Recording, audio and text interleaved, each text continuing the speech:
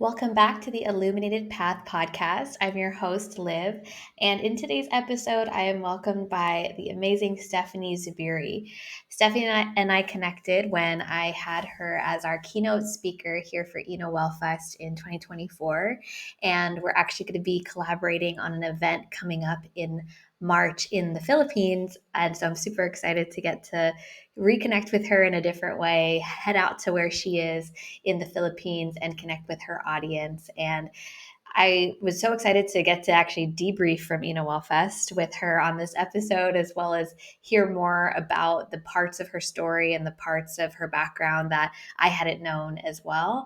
And so for Stephanie, what I love about her work is that she really is a dedicated storyteller. She's a journalist, she's an author, a host, a content creator. So she has a number of different projects and clients and all over Asia and the globe. And what she does is really lend a soulful approach to understanding the world around her by sharing these authentic stories.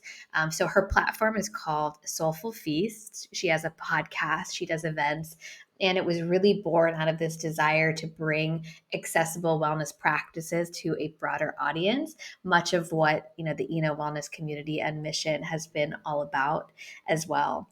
And so her podcast, you can listen to it. It was rated one of the Philippines' top ranking shows, top 15 on Spotify in the country, which is incredible. And in the work that she does, she integrates her studying in both Reiki as well as meditation into these unique wellness workshops, which we'll talk about in the conversation. She's done speaking engagements, and she's also recently wrote a book. And so I'm really excited to get to share this conversation and just Stephanie's amazing story about being able to take the darkness and take the roller coaster and take the ride that is the human experience and really alchemize it and turn it into something so beautiful and so inspiring. So I hope you enjoy this episode. Let's go ahead and dive in. Welcome to the Illuminated Path podcast. I'm your host, Liv, founder of Eno Wellness Collective. My wellness journey started with yoga, which led me down the path of exploring healing modalities like meditation, breath work, sound healing, mindset work, and so much more.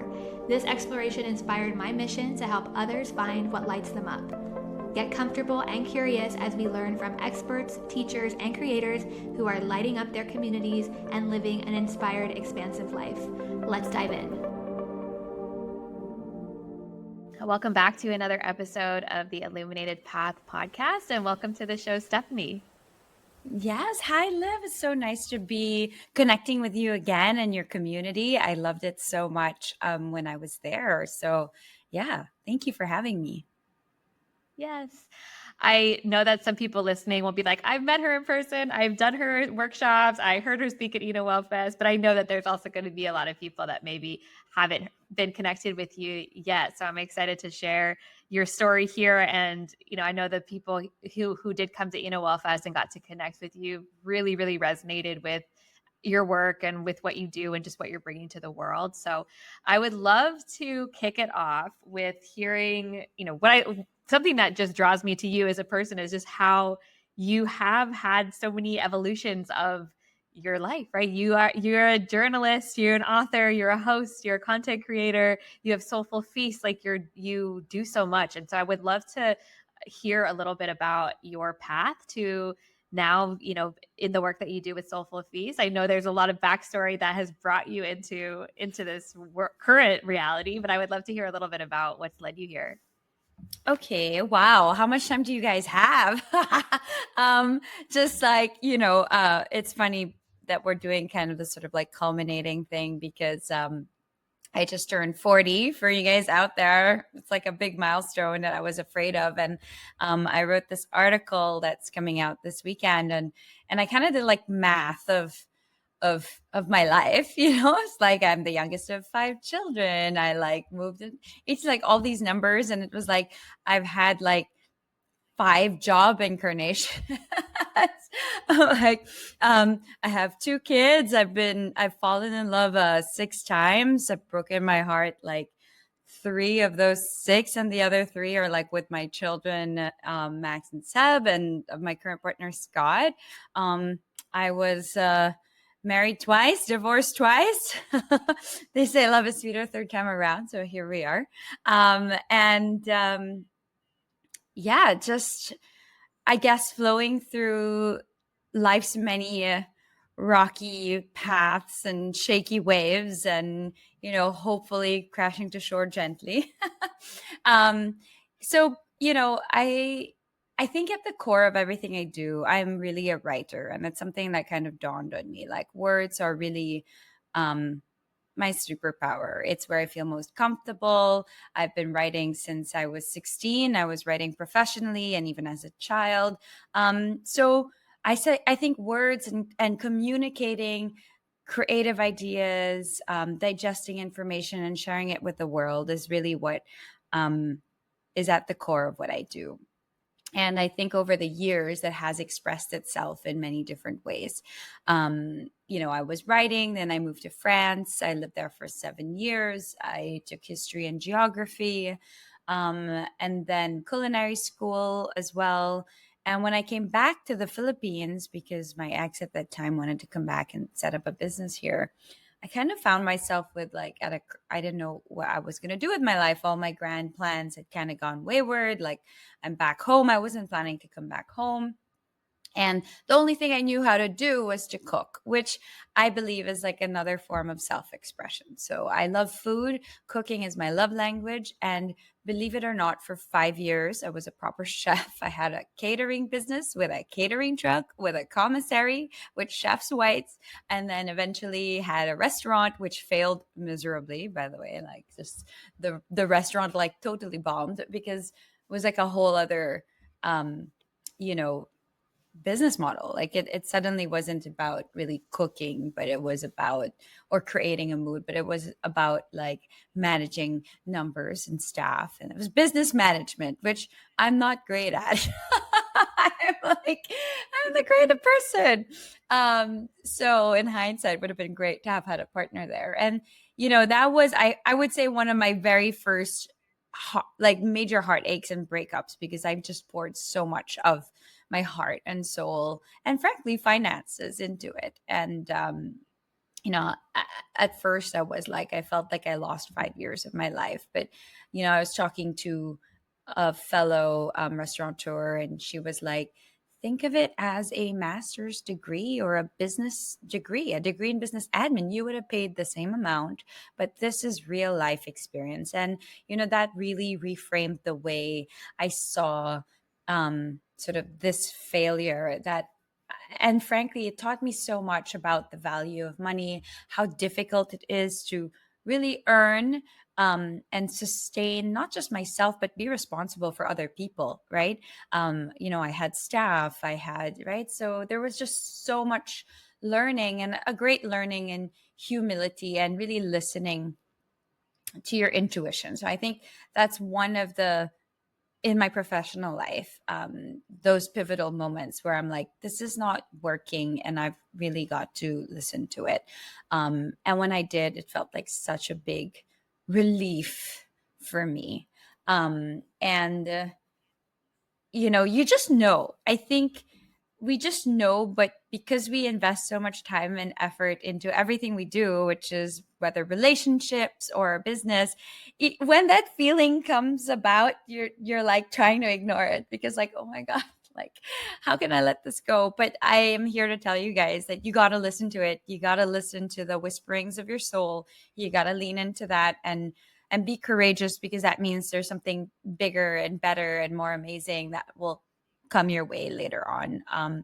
So yeah, to lean into that. So that's professionally. In my personal life, again, I was married twice, and the first time I found myself at 25 really just unhappy. And it's no one's fault.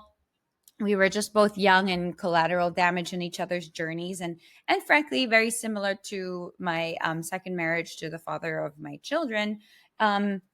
Again, with a lot of grace and forgiveness and love, I've come to realize that no one was doing anything to each other. We are all just collateral damage in each other's journeys, and our paths cross, and we have lessons to learn and beautiful children to make. And then somewhere along the way the paths diverge, and there's nothing wrong with that. So, even all the hurt I felt, and vice versa. So, I think, yeah, but when those whisperings come, and it makes you really question where you are right now, what you're doing, why am I here? It has served me well multiple times in my life to really listen to it and to really lean into the discomfort, lean into the tension, lean into, yeah, just the pressure, because that's where the diamond is formed. That's where the magic happens, when you lean into that. And unfortunately, many times we try to push it down because it's scary, because it will change status quo, it will change your life. And sometimes the hell we know is more comforting than, heaven that we don't know, because we don't know. And it will just bubble to the surface. You can't keep that down. So it will either do one of two things: it will explode, or you will implode physically, emotionally. So, yeah, that's basically the long and short of my life. Recently, I had another sort of whispering where I actually left a very wonderful, stable editorial job. Um, you know, uh, I was an editor at Tatler Homes for 5 years. I really leaned into journalism and broadcasting, hosting, content creation, again, communicating to people. But since I started Soulful Feast a year ago, I said, this is really what I want to do. And I want to hold space for people. And I've come to realize it's not breaking away. It's just an evolution of what I do. It's still expression. It's still sharing with people wisdom and information, and frankly, energy that, has existed for since forever. But I guess using what I find as my gift to digest it and share it with whoever audience connects with me. So, yeah, I left my job in January, but officially left it in August. And this is full time podcast, Soulful Feast, hosting my first international retreat next year, and lots of things happening on the horizon. I wrote a children's book. Yeah, so there.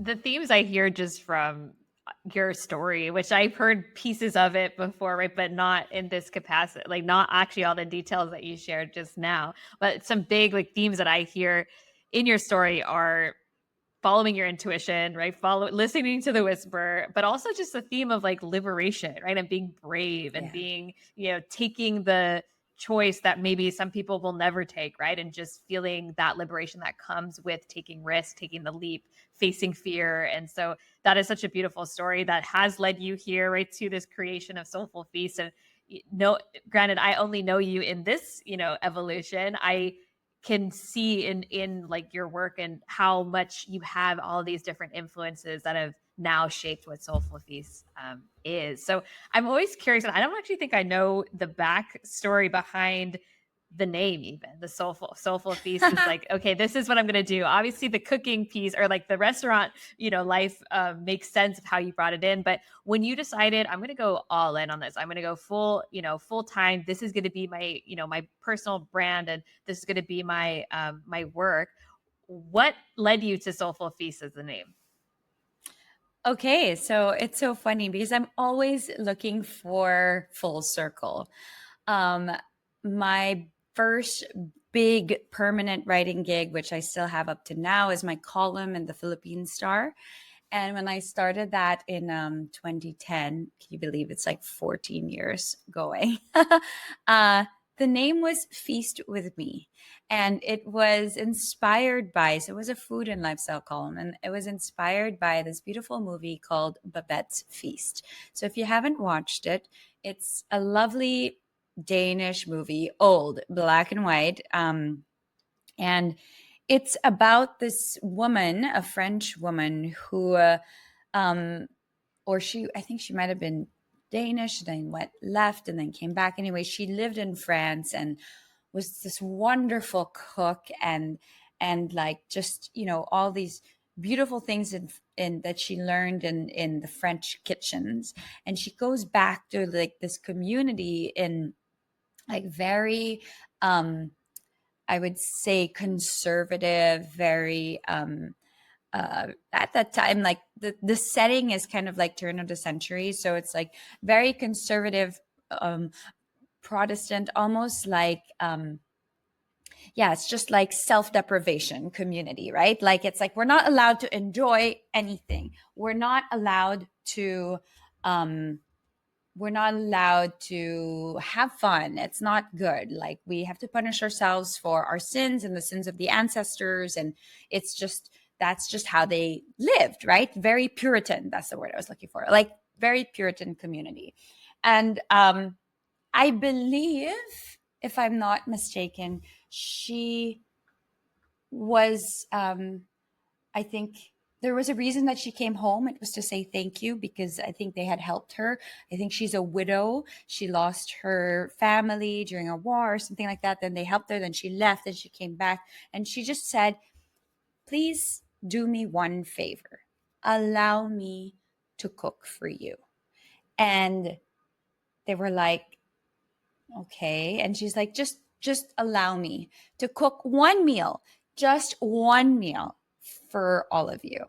And there's this incredible scene. So she starts shipping in all these like chocolate, this like pheasant, and like just all these beautiful ingredients, caviar, oysters, whatever. And then they're like in the kitchen, what is like, what is all this stuff? Like these people eat like roast potatoes, right? And so she starts to, and then she's working and toiling away in the kitchen, and they're all like kind of looking like so strange. What is this sorcery? And so like there's a beautiful scene where they're finally like eating her food, and they were all like, we cannot enjoy this. It's bad. This is going to be bad. We cannot take pleasure. But it was just such a feast for the senses that this like old lady like takes a bite of like whatever she made, like this beautiful like pheasant en croûte with like puff pastry, and she's eating it, and she's like so filled with like, oh my God, joy and senses. And then she realizes that she's feeling things, and she's like, I'm not supposed to be feeling. And at the end of the dinner, it was like she gave these people a taste of what a joyful life was like. And that to me, Feast with Me was all about like these beautiful intimate moments that where food can really bring people together, and it's like a celebration of life. And when I started Soulful Feast, actually the idea was for it to be a cookbook with all the wellness wisdom and practices that I had gleaned from all the wonderful people that have helped me on my own healing journey. And I said, how can I tie it all in together? And I said, it's a soulful feast. This is going to be the name of my new book. And I wanted to like have a podcast to promote the book after. And Scott, my partner, was like, have the podcast first. And it's like research for your book. You talk to the experts. I was like, great. And then it just grew. And yeah, now we have Soulful Feast Publishing that published my book. So it's super exciting. My children's book, and then the next couple books happening. And it's kind of a real full circle of what I do, giving myself time to write, to explore, but also bringing back that sense of like joy and soul into life. And, kind of like that movie, I think much like those people, I lived my life for a long time in multiple shades of gray. Like I felt like quite dead inside because I lived for other people's expectations. I lived for expectations I set on myself of what a wife looked like, what a mother looked like, what a good life looked like. And I ran myself ragged until I really just was a shell of who I was. I even changed the way I dressed, changed. Like it was just like, who is this person? Like, yeah, I was just living for a very long time in grayness, and I as I went through my journey, as you know, you have to go through the darkness to come out to the light, right? And when you hit rock bottom, and that's when like the cracks start to happen and the rainbow begins to shine. And I just discovered that life is meant to be full color, full technicolor, like no more compromise. There is black because sometimes you have to go into the void and the darkness. There is white because you also need to be held in liminal space and purity. But then there's full color of spectrum. There's the good colors, the angry colors, the I wanted to live a vivid life. So kind of like that woman who had that this, oh my God, things could be so pasty, Yeah. So that's the story, actually. That's right. I haven't shared the story in a while. Yeah. Wow, that is so beautiful, and it makes so much sense. Even when I look at your brand and the color, it's full color, right? Like full Yeah. colorful branding, and even your experiences, which we'll talk about in a little bit too. Like how you bring so much richness and fullness and depth into the work that you do. Right, we're going deep into the work in your experiences, which is so important. So I do want to talk a little bit about that because I got to experience your workshop when you were here. I got to experience your keynote when you were here. And what I noticed is just I can tell that you have a lot of influences that you've brought pieces in, right? Whether it's meditation, breath work, Reiki, chanting, like you took us on a full soulful journey. So I would love to know a little bit about what were some of those influences and what modalities have really connected with you and created this spark of like, oh, I want to fuse all of this together into this amazing experience. It's really funny because I never set out to do anything like that. I never did. It was just again like on my own journey. So I have to really give credit to my really beautiful guru, I guess, Sarah Black, who has her own wonderful story. She was the Philippines' like most requested beauty and fashion and advertising photographer, and then just gave it all up to lean into being a yogi full time and teaching people Himalayan breath work. So she's a Sattva yoga practitioner. So Sattva yoga is not far from like Kundalini. There's a lot of Kriya practices. So I just started by attending her. We did a lot of wellness work before together, but it was more in like she was doing yoga and I was cooking and healthy recipes. And then she kind of got deeper into the, I would say, mindfulness, meditation, spiritual aspect of it. And then I kind of trailed along on the ride and, would attend all her workshops. And she like brought something also that I never really experienced before, which was like what she would call like a sattva yoga journey. And it was, just really taking people on a whole ride from like mantra to again these like really powerful breath works and movement and then asanas and it was just I was like it's amazing how much you can access in such a short time when you kind of like bring people through high intensity and grounding like kind of like a roller coaster, right? And then all the moments in between. So she has been my own personal coach in that sense. But then this last year, my mentor, I did a full mentorship program with her for a whole year. And then so that's one. And then number two, like I just really was looking for something also deeper and more energetic and like in the sense of I was always intuitive and I feel the energy like my house is full of crystals. I was always sensitive to sort of like spirits or the energy of a room. Like I'm very connected ever since I was a child. And you kind of block it off, right? You kind of shut off that antenna and then it kind of like pops open out of the blue when you kind of need to learn something from it. And I got very sick um for I guess it was like a major purging. I'm not sure, but like I got very, very sick, maybe 2 years ago, 3 years ago. And it was like this awful, lingering, sticky cough that would not go away. I kid you not, 7, 8, 9 months. I did all the tests. I thought I had tuberculosis. I have nothing. The test showed nothing.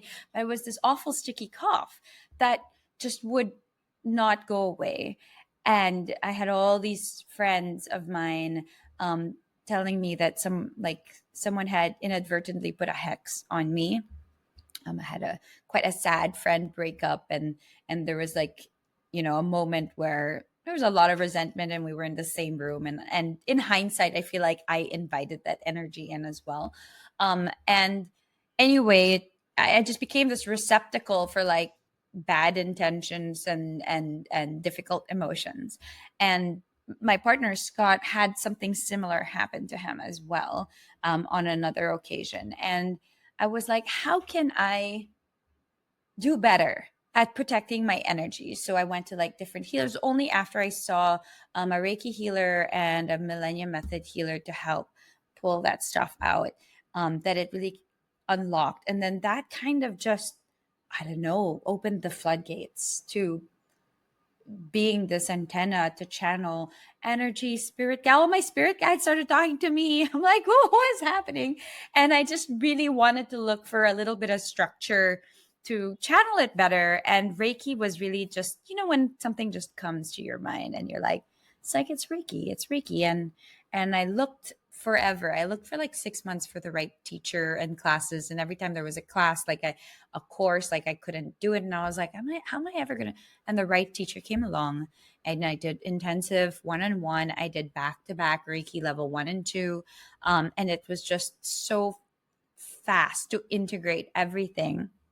And, then, so I trained for a year, and I'm doing the Reiki master sort of mentorship next in January. I took like a bit of a pause because I practiced all year, which also led to something else.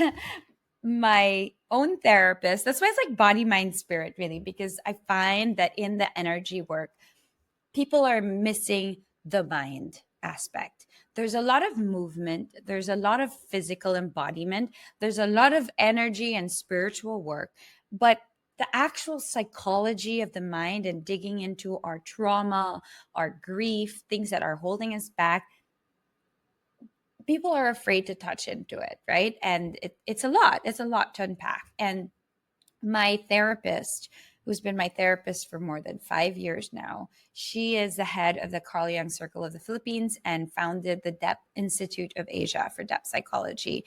And she started this amazing course 2 years ago. She invited me to be one of the first, but I was like, I'm really not ready. I'm still going through my own stuff. I don't know if I can unpack this in public. And then so the second round, which was this year, I just graduated and finished the course. And it's really interesting because it's a course on Jungian psychology, depth psychology, and you're your own case study. So if you can imagine what a roller coaster was, like, oh my gosh. So every Friday and Saturday for the past 9 months, we had some breaks in between, but that was like 9 a.m. to 5 p.m. I would come home like sobbing in tears. And Scott is like, you are paying money to sit around and sob with a bunch of people. Like, this is insane. I'm like, I love that. It's so good. And I found that like all the practices, dream tending, active imagination, accessing like sort of like dialoguing with, and then even the whole hero's myth, all the archetypes, all the different gods and goddess energies that, flow through us. It just ties in so well. So those are the things that I pull from, and that I feel very comfortable with. I have a new calling that's like whispering at me, which is like shamanism, and because animals always talk to me. So in due time, I will find the right teacher will come along. And yeah, I guess kind of like a chef that cooks and pulls from different inspirations and recipes. That's what the workshop has become. And it only started because I had a friend who invited me to do something with them wonderful August 8th, of so 8/8 of like 2000, last year 2023. It was my first ever workshop. And it just kind of skyrocketed from there. And it felt like this is exactly what I'm supposed to be doing. And the more I leaned into it, the bigger it grew, and the more I was able to really hone what was unique about it. And I think, again, it's more, people don't have a lot of time. People are not privileged enough to go on retreats or spend a lot of time meditating or spend a lot of money or effort in therapy. So, how can we access and release what is holding us back in a short amount of time? And that's what I hope to do with sort of like my signature soulful embodiment circles and journeys. And if they wish to carry further, they can reach out to me or I'll refer them to other practitioners. But the idea is like, this is a taste of what you are capable of feeling, the expansiveness you are capable of having, the release that you're capable of experiencing. And you can do it. You can dig deep, and it doesn't have to take so much effort to start that journey, and obviously takes effort to sustain it, but it's like you can feel this way and it's good. So, yeah. What I love about your story too is just how you do find these teachers, right? And you really become the student. You're not just like, okay, I'm interested in this and I'm going to start doing it. Like you're like, I'm going to go and find the mentor and I'm going to find the program. I'm going to integrate it myself first before bringing it out, in a teacher And the capacity. case study. Which is, yeah, being your own case study. I remember when I did my health coaching program, like on the first day, they said like, you are your first client. Like you are your first client. You are going to go into this program as if you were doing it on yourself. So that program that you're doing sounds really interesting and really, really deep. And I love how you were talking about the body, mind, or body and soul, but also like bringing in the element of the mind and getting to understand ourselves in that lens as well. And just from experiencing your soulful journey, it really is such a tasting of like, here's a number of different things that you can explore and dive deep in. And just what I experienced was, just the layers kind of unwinding and unwinding the further in we went, because it's like, oh, you might not feel comfortable dancing. Like by the end of it, you're dancing, right? You might not feel comfortable chanting. You're chanting. You're eye gazing. You really gave us such a full experience that different people are going to really resonate with certain parts of it, right? And then leaving, you should have seen, because I was on the outside of the doors at the end of your session at Eno Well Fest, and everyone just walked out just on another planet, right? It's like, what was happening in there? And so, yeah, it's super special and super unique, right? Like you're bringing in your own experience and really creating something that is your signature journey. When I reached out to you and probably shortly after one of your initial workshops, I was like, hey, you want to come to Guam? Like I'm having Eno Well Fest. I remember you were just so like, yes, let's do it, right? Let's on board, let's hop on a call, let's make it happen. And so to go from an initial DM in your inbox to you here on Guam, landing, hosting workshops, hosting keynotes, like we didn't even really get to debrief fully after your experience here, but I know that there was a lot of that the experience brought up a lot for you as well, of like sharing your voice and sharing your story. And so I would love to hear a little bit about what your experience was coming to Guam and being at Eno Well Fest with everyone, I'm sure, coming up to you. You know what? It was, I'm getting goosebumps just like thinking about it, because it was such a pivotal moment in my life, Liv. So I'm super grateful that you reached out. This was like, I had to like Google. I was like, is this real? This sounds like too good to be true. Why are they calling me? And I just had to lean into it. And I have such like, it felt so incredibly liberating for me on so many levels. Right before the keynote, I literally had a wig out on the balcony of the hotel, like at Hotel Nico. I'm like, what the fuck am I doing here? Like, this is so stressful. Like, what if they're going to think I'm a fraud? Like, like full imposter syndrome. And I kid you not, this white dove, I have a photo of him, like walked across the balcony and just sat there and stared at me. And I was like, okay, I hear you. I hear you. This is what I'm supposed to be doing. And then I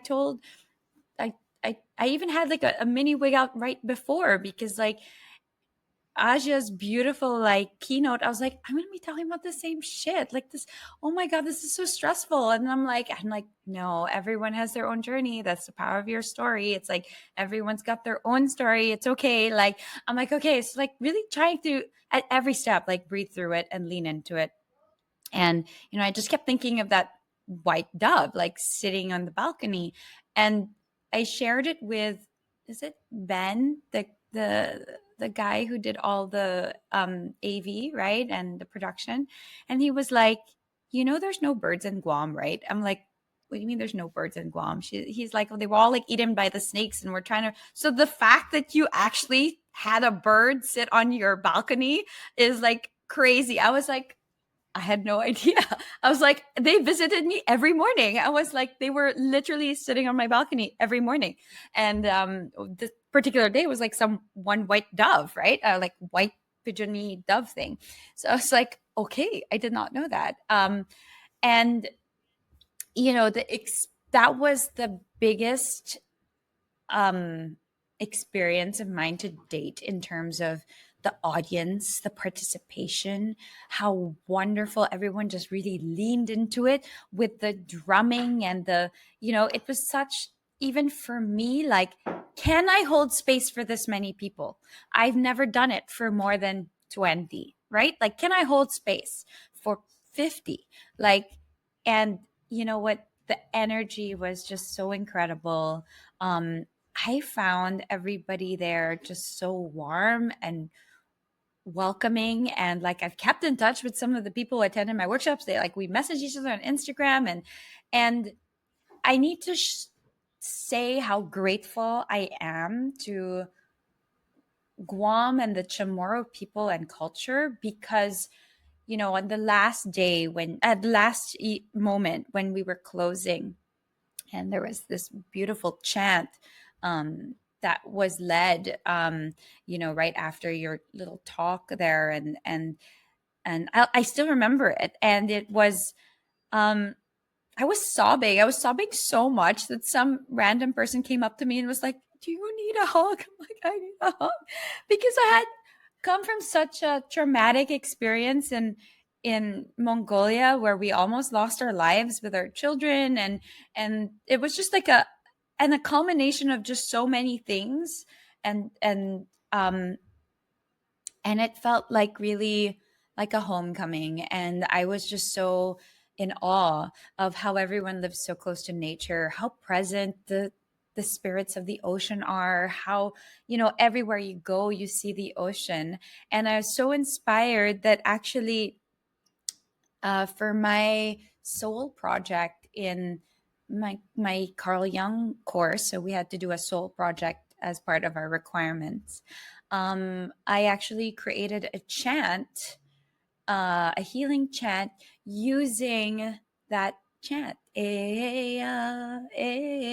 So yeah, I created a chant, and I shared the story of, like when you feel lost, like you just trust that the ocean will take you home. And it's just really sat with me. And then that kind of devolved into like allowing space as well for my own cultural heritage to come in. And right after that whole experience, I visited Mount Banahaw, which is like a spirit mountain here, for an article. And it was this like incredible homecoming to, wait, we have this here too. And after the chant came a song in Filipino. And I swear to you, I don't write in Filipino. Like I can speak fluently, but I'm not uh, an expert in writing. It's not really how I express myself, and in that sense, through words. But a whole song with a melody that just came to me with divine inspiration from this bird called Ibong Adarna, which is a mythical healing bird in Philippine mythology. And it kind of like all tied in together. And it was really special. So Guam really touched me, like and I'm so happy to share this with you and your audience because I haven't really, it's just a lot of stuff processing and yeah, the warmth and authenticity of everyone there was really palpable. And it's funny because on the surface, it looks like a Tom Selleck movie from the 80s. Everyone's got like mustaches and like Hawaiian shirts. And I was like, oh, this is so cool. I feel like I'm in like the set of Cocktail or, like, but like it's so deeply connected in your heritage, and I really felt that beautiful resurgence of like Chamorro pride, and it was so nice to witness, and what an honor to participate, and be a part of it. I had goosebumps as you were sharing that about the bird. I didn't know about that piece, and just I didn't know about the chant. Creating the chant after. Obviously, that to me, when I think of Eno Well Fest from this year, like I come back to that closing chant, the same moments, like and how special and how just the energy in the space was so. Yeah, it was such a confirmation for me too of like, okay, you're on the right path. Like keep going, keep creating, keep pushing, right, and keep noticing, keep listening, right? And that was a big theme for me on the other side of Eno Well Fest as well. And so I know that there's a lot of people listening that, a big part of your story has been around like alchemizing, right? Turning your pain into purpose, like turning what you have into the gold, right? Into the magic, into the diamond. And so for people, it's hard to see that sometimes when you're in it, right? When you're in the dark.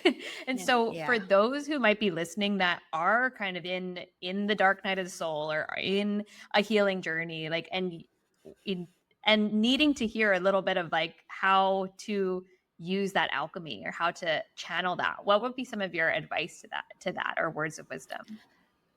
So just for context, let me just enumerate a little bit of what I've been through very quickly. So if you guys are listening out there, I brushed along my journey, but really I've been through really terrible depression, postpartum depression and regular depression, whatever that is, anxiety.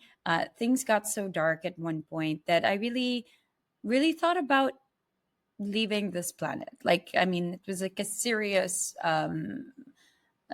thought, like and um not too long ago as well, like during this whole depth psychology journey and Jungian analysis of myself, I unearthed some really awful trauma, and uh I actually went really dark for like 2 weeks not too long ago, and started self harming.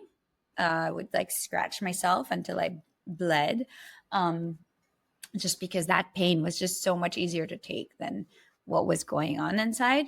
And, I was also abused sexually, and it was something that I didn't know or acknowledge that had happened until much later. And then I had to like unpack all of that stuff. And yeah, I mean, the only thing I will say that I really haven't gone through is the grief of losing someone, but I've had the grief of losing a life, a love, just sort of like myself as well, and so I guess I've also have grief of losing my father as I know him because he has dementia. And that's something I had to process because he's here, but he's no longer himself, really. But it's a lot. But I feel like all of you are going through a lot. And the worst thing you can do is pretend like you're not going through anything. Because when you pretend, it literally kills you inside. And that's what I did for a really long time. And it's okay not to be okay. In fact, it's important not to be okay because you honor those feelings. You honor the anger, the sadness, the grief. When you can honor these really difficult emotions, you give it space to exist. And when you give it space to exist, it becomes real. And when it's real, you can release it. You can look at it in the eye and say, I understand what you are teaching me. I forgive you. I am sorry. Thank you. I love you. Goodbye. And if you bury it and you don't make it real and you don't honor it, you will never be able to release it. You won't. How can you forgive something that doesn't exist? How can you release something that doesn't exist? So it's so important to not be okay. It's okay to not be okay. You have to not be okay so that you can be okay. And I think that is the most important thing I've ever learned, is to really lean into the tension and to also remember that all these things shall pass and that you have the tools and the support around you. And that's really important. When I went through this really, I kid you not, like we did dream tending, and I was the sort of like the case study of the dream tender, and it became really quite visceral and painful stuff. You're like, oh my God, what is all this stuff resurfacing? And like, I didn't know. And I really went to, like, I spiraled for like, I would say 2 weeks, 3 weeks, but I was never afraid because I know I have the tools to get out of it. I know I had the people that I needed to call. I called my therapist. I called my Reiki healer. I had the practices for myself, the meditation, the whatever. I also had the courage to tell people, I'm not doing so well this week, so I'm so sorry. I'm going to take a step back for myself. I also had the courage to share it with my partner and be like, I'm really going through this shit right now, and it'll pass, but I need to go through it. And I think that was the biggest difference from before, because once you honor it, there's no more despair. So it's so important to honor it. And again, like, so alchemy has 3 stages: Negredo, Rubedo, and Citrinitas. And Negredo is the darkening, the blackening. And when you want to change from this sort of state to a golden, more enlightened state, well, you got to go into that darkness. There is a darkening. There is a death of your old self. There is a death of old structures. There is a death of old beliefs. And from that death, you have a reddening, a fire, an awakening. That's the Rubedo stage, before you can glow and be expansive and burn brightly, right? So don't be afraid of the death. I'm super entering my crone era, maiden, mother, and crone. And the wild woman, the woman who runs with the wolves, La Loba, if anyone has read out there, Clarissa Pinkola Estes, she's the woman who accepts that death is part of life, and only through death can you have rebirth.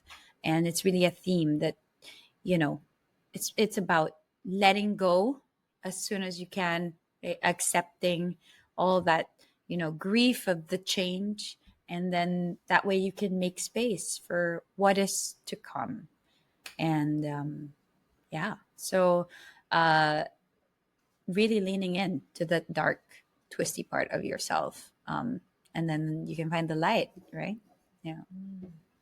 So beautiful. And such a powerful reminder. Yeah, right. Like, the only way out is through. I always talk about that with my clients, is like really going through it, right? And not shying away from it, and everything you shared. And even just your life is a testament of that, right? Of like the rebirths and like the changes and the evolution that continues to happen. And so it's such an inspiring reminder to everyone listening of like the need for that darkness, the need for that duality, and to not be afraid of it, right? To walk into it with courage, like you said, and also with bravery. So the final question that I always end every conversation or every podcast interview with is very fitting actually for where we just ended, which is the opposite of darkness, right? Of lightness. And so what I love about the word Ina is that it means to illuminate or to shine a light on, right? It's looking at being able to shine a light on the dark spaces in our lives, but also to sit in and really find those things that bring us joy. So for you at this stage, at this season in your life, what is really lighting you up? You know, it's really funny.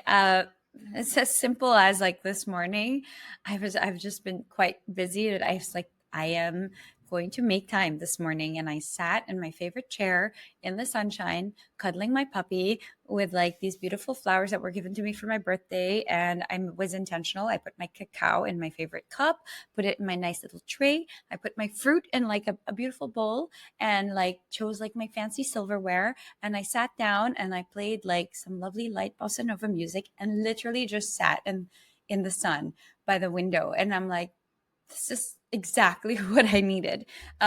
So just taking those small moments, you know, to sort of like fill that light and like nourish it. But what is really bringing me a lot of joy right now is this book that I just launched. It's called Chalky the Chameleon. And it is a story about, actually, it's a great story for everyone. It's about finding the rainbow within. It's a chameleon who has no color, who is overwhelmed by the world and always stays on his same branch, but wants to be like the other chameleons. And his mother believes in him. So he decides that if she believes in me, I believe in myself too. And goes on this journey and discovers that the way he experiences the world is so different from the other chameleons. And he discovers how he actually experiences the world because he can finally be in the world. He finally left his comfort zone.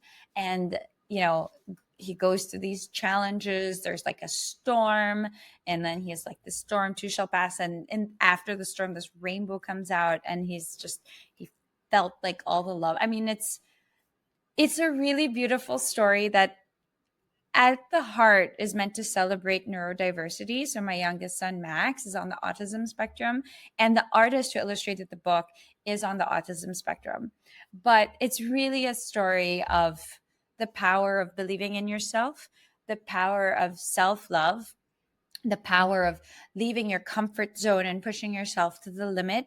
And for anyone who feels like they have no color anymore inside, for anyone who feels like, you know, life has left them pale and frightened, that, you know, those storms shall pass and the rainbow will come again. So yeah, I highly encourage everyone to get a copy, please. I self-published, and it's a fully nonprofit endeavor. All the proceeds are going to two foundations, Best Buddies PH and Project Inclusion Network. Both promote inclusivity for neurodivergent people. Yeah, so if you reach out on Instagram, I'm happy to send you guys how to purchase it, and I'll figure out how to ship it internationally. I'm not sure yet. I'm still working it out, but it's one in a series of 4 books that's going to come out slowly, and I'm really enjoying leaning back into just writing and doing things with purpose. You know, this just project means so much to me, especially when, you know, kids get the message and adults get the message. And I've been doing book readings for all kinds. And, you know, one lady who is neurodivergent, and she was in her 40s, she said, my family doesn't see the rainbow in me, so thank you for seeing it. I'm Chalky, and this is my story. I know, and just, yeah, I'm really proud of it, and I submitted it to Penguin Southeast Asia. I haven't heard back from them yet, but I mean, I'm just claiming that I can put it out there in the world, and make it go beyond the Philippines. So yeah. Yes. Wow. I would definitely will drop all the links and information in the show notes for people who are interested and want to support and explore. And yeah, your path is I'm so excited to see what's coming up for you next, like where it's going and just like how is evolving so much from even when you were here earlier in the year, and how it's already taking so many exciting new paths. And so for people who are listening that want to connect with you, where can people reach? Where are you hanging out the most? Okay, I am more on Instagram than anywhere else. That's just really like my happy platform. So you can reach out to me at Stephanie Zubiri. You can also follow at Soulful Feast, which is sort of all our podcast drops, our workshops and announcements. We have an upcoming retreat in Vietnam, Feb 16. So I'll be dropping more information about that. And I would love to have some of you guys from there. It would be amazing. Yeah, so Instagram's the best place. I can also share with you the details on how to purchase Chalky. I haven't really set up international shipping yet, but I will figure it out because that's, how we do it. I'm this photo finish and figure it out along the way. Amazing. Thank you for making the time. It was so good to connect with you. I know people are going to be so inspired by you and your story. And so, yeah, thank you again for being here. Oh my gosh. Thank you, Liv. I'm super, super grateful. And I can't wait to have you on the podcast as well. So we will connect at that time soon. Thanks for listening. If you like this episode, please rate and review, and don't forget to subscribe. Learn more at enowellnesscollective.com and connect with us on Instagram at Eno Wellness Collective.